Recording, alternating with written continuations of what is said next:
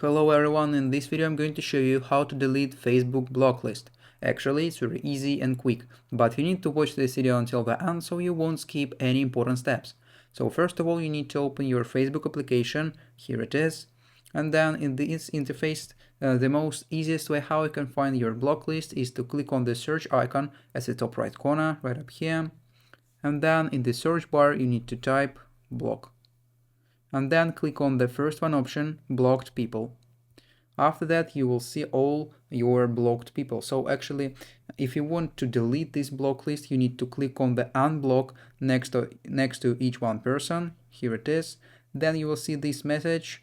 Make sure you need to understand that you will have to wait 48 hours if you want to block this person again. So then you need to click on the unblock button. And as you can see, this person was removed from this list. So click on the unblock and then unblock again. And that's all. And that's how to delete Facebook block list. If you found this video useful, leave a like and subscribe to the channel. Thank you.